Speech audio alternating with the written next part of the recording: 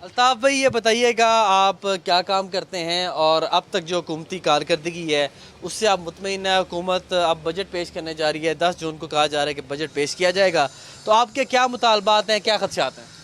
मैं sir businessman हूं और यहाँ पर ये हालत हो चुकी है कि बिजनेसमैन भी वो चीज़ें अफोर्ड नहीं कर सकता जो आम घरेलू ज़रूरियात की हैं। ख़ाकशात तो दूर की बात है, जो ज़रूरियात हैं उनको पूरा करना भी आसान नहीं है। सबसे बड़ी बात यह है कि बिजनेसमैन ने मुख्तलिफ जो है प्रोजेक्ट पे जाना होता है, तो पेट्रोल जो है उसमें कोई रिलीफ नहीं मिल रहा। हुकूमत ने बारहा कहा है उसमें बड़ा रिलीफ दिया जाएगा, लेकिन कोई बड़ा रिलीफ नहीं दिया गया। कहते हैं कौम कुर्बानी दे, जो पेट्रोलियम मसनूआत की कीमतों में कमी करनी थी, उन पैसों से बलूचिस्तान में अब एक बड़ी ज़बरदस्त शाहराह तामीर की जाएगी, बड़े अरसे से पेंडिंग थी, तो वो कहते हैं बलोच भाइयों के लिए कुर्बानी दें। बलोच भाइयों के लिए कुर्बानी देने के लिए हम तैयार हैं, हर तरह से तैयार हैं, लेकिन मसला ये है कि हमें वो चीज़ें जो हमारे बजट में आती हैं, जो हमारे अपने जो इनकम में आती हैं, वो तो कम से कम मिलनी चाहिए। उसमें बिजली की बात जब की गई तो बिजली सस्ती की जाएगी, उसमें भी कोई बड़ा रिलीफ नहीं मिला गया, एक लॉलीपॉप दिया गया है।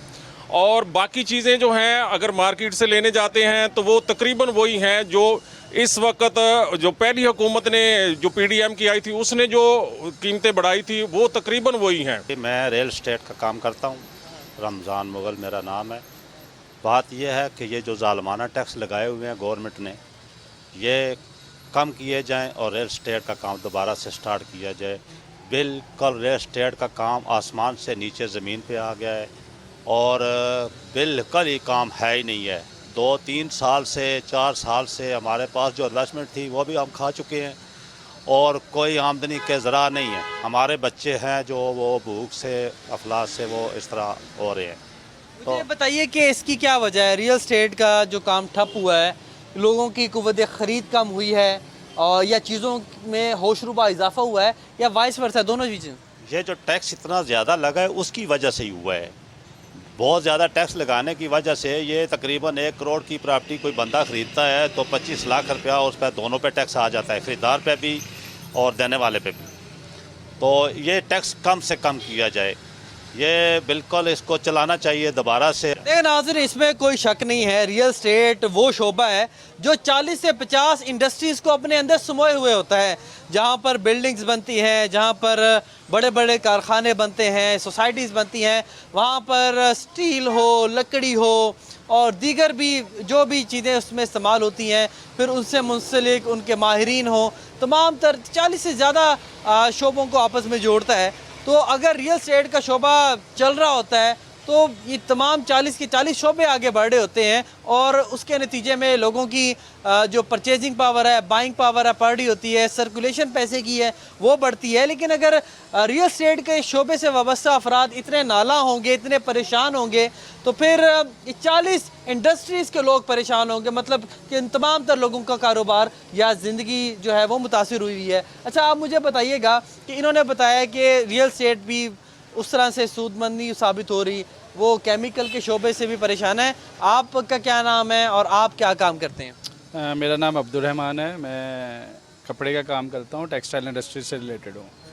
तो इस वक्त जो टेक्सटाइल इंडस्ट्री की कंडीशन है ड्यू टू गैस की कीमतें इतनी ज़्यादा हो चुकी हैं और मुसलसल इंडस्ट्रीज़ बंद हो रही हैं, डाउनफॉल आ रहा है, ओवरऑल बिजनेस इस वक्त पाकिस्तान में डाउन है, तो इस तरफ तवज्जो देनी चाहिए। और तो हुकूमत जो दावे करती है कि जी मुआशी इदाद-ओ-शुमार बड़े मस्बत हैं, हम अब मुस्तहकम हो गए हैं, अब हम तरक्की के मनाजिल तय करने, तो आपकी बातों से तो लग रहा है कि आप उस सबसे मुत्तफिक नहीं हैं। नहीं, एक्चुअली तो जो बेसिक नीड्स हैं वही नहीं पूरी हो रही। बेसिक नीड्स पूरी हों तो दोनों बाकी बिज़नेस की तरफ बंदा जाएगा या लोग ख़रीदो फरोख्त की तरफ जाएंगे। अभी तो जो आम आदमी है वो इतना पिसा हुआ है, उसके हालात इतने ख़राब हैं कि वो बेसिक नीड्स ही पूरी नहीं कर पा रहा। उसकी जो इनकम है उसके ऊपर इतने टैक्सेस आ गए हैं और उसके अलावा इतनी महंगाई हो चुकी है कि वो बेसिक नीड ही पूरी नहीं कर पा रहा। मुझे टेक्सटाइल का ज़रा बताएं। देखिए, पाकिस्तान का ये तुर्रा इम्तियाज़ रहा है कि पूरी दुनिया में पाकिस्तान का कपड़ा पसंद किया जाता है, पाकिस्तान एक्सपोर्ट करता रहा है, तो ऐसा क्या टेक्निकल एरर आया है, ग्लिच आया है कि जिसके बायस अब ये टेक्सटाइल का शोबा भी खसारे का शिकार है? आप बताएं, ज़रा रीज़न्स बताएं, आप क्या समझते हैं, क्या चीज़ है जो बेहतर की जाए? एक्चुअली तो सबसे मेन रीज़न है गैस की कीमतें जो आए दिन बढ़ रही होती हैं, जिसकी वजह से डाइंग बढ़ रही है, प्रिंटिंग बढ़ रही है और रेट्स बढ़ रहे हैं, जिसकी वजह से बाइंग कैपेसिटी लोगों की लो होती जा रही है।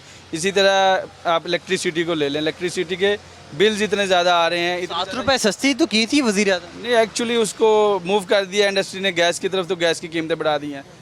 गैस पे रिलीफ मिल रहा था, वो अब रिलीफ खत्म होगा तो महंगाई जूं की तूं है, बल्कि बढ़ रही है। हर रोज़ आए रोज़ रेट बढ़ रहे हैं, जो बाइंग पावर है लोगों की बेसिक वो डाउन साइजिंग भी कर रहे हैं फिर इंडस्ट्री वाले। डेफिनेट इंडस्ट्रीज़ बंद हो रही हैं।